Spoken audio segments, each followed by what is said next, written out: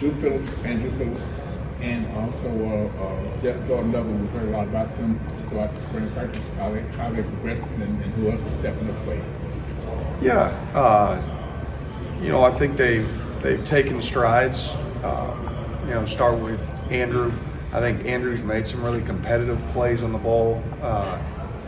We've talked about Andrew a little bit, through spring. That added weight, he's playing stronger and firmer.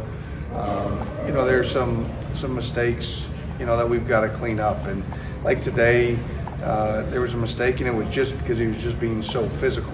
That there's some things that I want him to understand from a football IQ standpoint in terms of how the route's playing out, and understand that when the ball's coming out and you're a clouded corner, that hey, listen, it's not about the heavy on the reroute. So there's just some technical aspect things that you got to clean up, and a lot of them come with reps. Like you can talk about on the board, but you need to see it in front of you. You need the full speed look, so you can't get enough.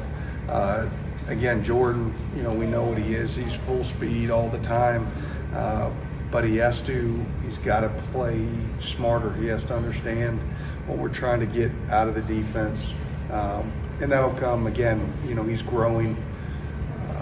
But there's plenty of mistakes, and some of the mistakes, get you frustrated, as a coach. But that's part of it. And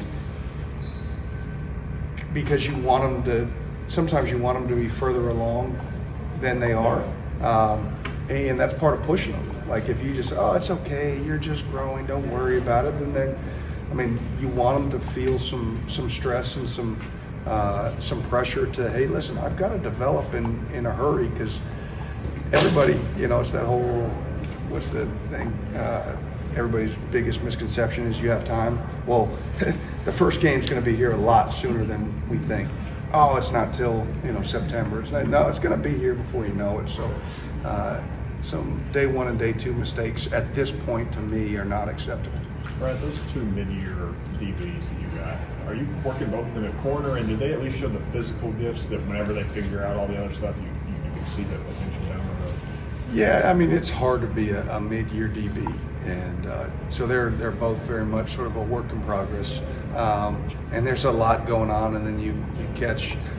It's when you're thinking, you play slower, and the only thing you can't do is play slow when you're in the secondary, and so that ends up being a tough combination at times, and so they'll get it. But yeah, that's a work in progress. What did you see from the scrimmage last Saturday that you want to build on this next spring game? You know what? I just want to see consistency. Like we made some good plays, created some negative yardage plays. I thought some of the pass rush stuff was good. Some guys individually played well. But we need to do it on a consistent basis. They were able to hit a few explosives, and that's something that we take pride in, that we've limited teams to, and so we've got to do a better job there and continue to clean those mistakes up. Mistakes are going to happen, but make them small enough that, hey, listen, it's an 8-yard gain, or it's a first down, it's 12 yards, whatever. You can't make a mistake that's going to cost you 40 plus. Are those guys behind Trayvon in there kind of at where you want them to be, or are they, D-line, yeah. you're saying? They're all getting there. Trey included. They're all showing flashes of what they can be. But again, it comes back to the consistency piece. That's what made Josh Paschal so good. That's what made Yusuf Corker so good. That's what made all these guys that we talk about. It's not just the physical tools and their playmaking ability. It was that they were able to do it down in and down out. And what we're looking for is consistency. And you get that from the older guys. You get consistent play from guys like DeAndre Square. And what we're hunting now is finding the guys that can also play consistent. Because it gets to be not just for the coaches, but for those guys. They're trying to figure out who they can lean on and trust and know, hey, I'm not going to have to worry about this guy going the wrong way and I got to make him right. Like, this game's about trust. Playing defense is all about believing that the 10 other guys around you are going to do exactly what they want, so this structure is going to work. And so that's what I want to just, we had moments today that I did not feel that, and especially with the younger guys. And yes, is it a growing process? Absolutely. But that's no excuse. And they understand we have a standard here, and we can't just keep putting it and say, hey, the starters are good, and they like the backups, the guys that will eventually be starters. And at some point in this season, we'll probably have to start some games. They need to develop that level of consistency. Which defensive tackle has shown the most pass rush? Again, it's been flashes of all of them. Khalil has his days, and then, Josiah's been a nice surprise. Josiah's done a really nice job from the nose guard position, making a lot of plays, showing some twitch, converting. Darian's made some plays more from an edge, 5 technique perspective. I think he's more comfortable out there right now than he is, inside, and he'll get there. But you can see where his comfort level lies. Got to work on his pad level. But they've all flashed, at moments. Brad, from your And then perspective, obviously Trey.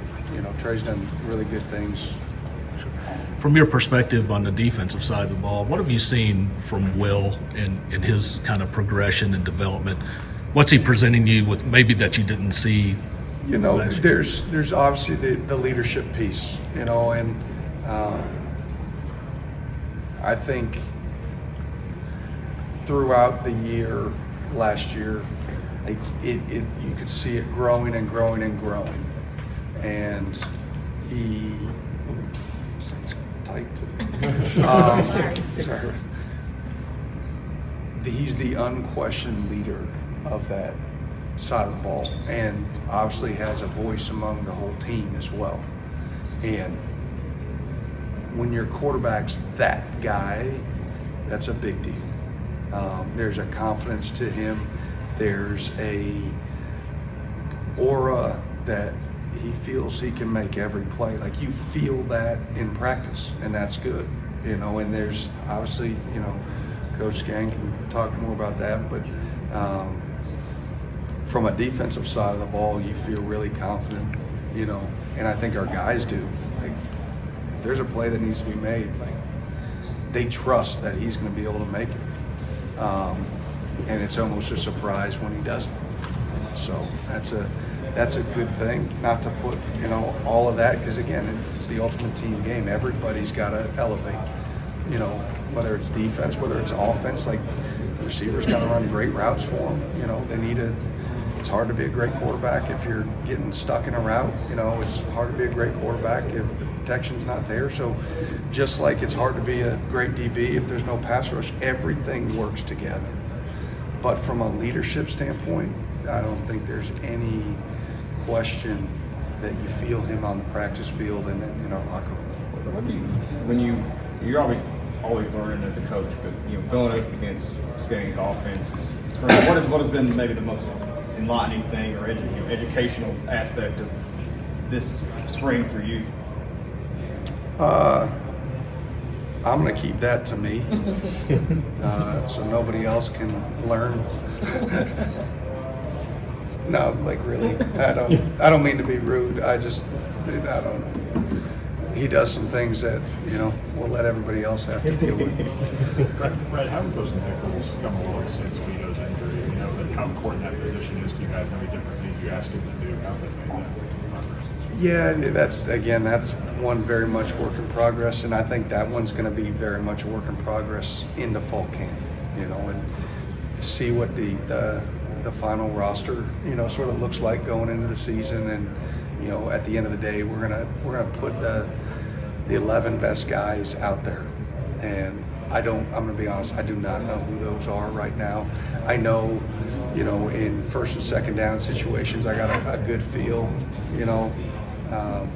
But when it gets to third down right now, I think there's going to be a lot of movement once fall camp hits, even from pass rushing standpoint. You know, there's going to be some young kids that walk in that, you know, it's going to be a lot, but if you can package certain things for them, that I can see them finding their way onto the field. Last one, anybody? What's up, Darren Henry Young? What's son? Darian Henry. Darren Henry, yeah, Henry Young. What do you see from him? Is he a spot? Is he some of a spot player, like a Russian at times, and outside back at times, or what does he bring? Yeah, kind of like we talked about earlier today. I think right now he's a little bit more comfortable as a 5'10", like on the edge of tackles, as opposed to sliding inside. But he's getting there. It's very much pad level that you got to fix, because if you play high or you pop up out of your stance, you know, those big guards will maul you in a hurry. So there's a little bit more comfort level on the outside edge, but he's a guy that he's going to have to help contribute, and there's going to be, you know, he's going to have to play on all downs. Now, what ultimately ends up being his packages, we'll see as he grows and develops, but he's done a good job coming in, buying in. He works hard. He's locked in. You know, he does a good job in the weight room. He's put on some weight since he got here, which is good, and we need to continue sort of pushing that number through the summer and the fall. But no, he's going to be a guy that you see on the field, and he's got some twitch in pass rush, so that he'll be able to help us doing some things. All right, thanks, Coach White.